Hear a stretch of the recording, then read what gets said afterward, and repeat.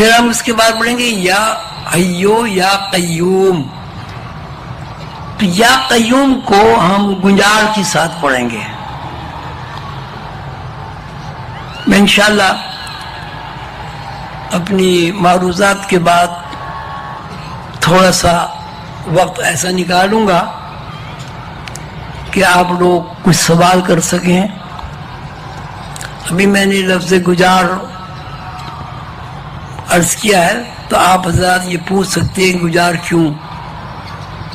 تو یا حیو یا قیوم کا یا قیوم،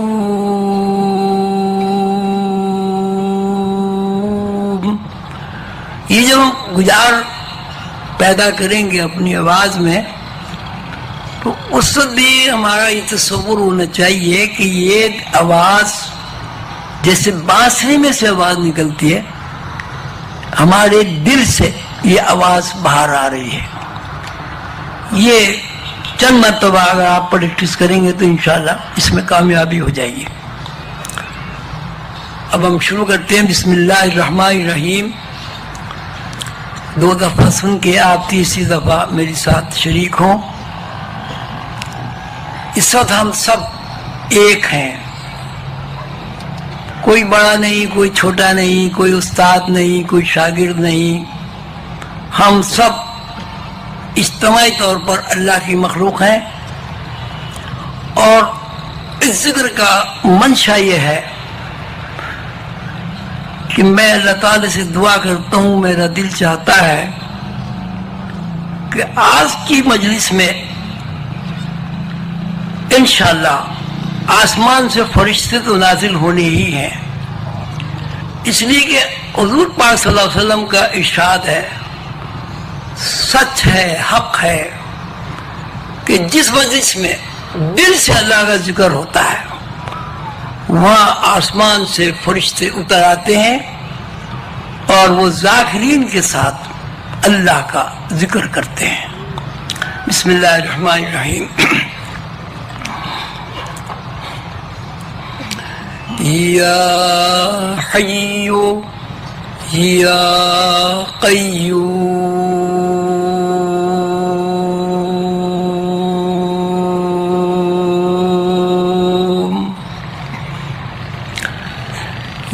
یا حیو یا قیوم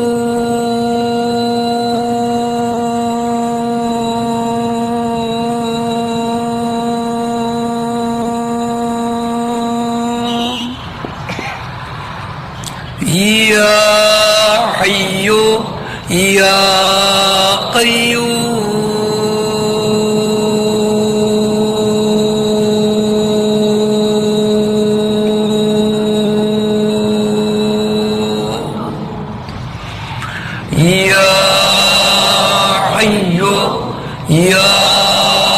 قیوم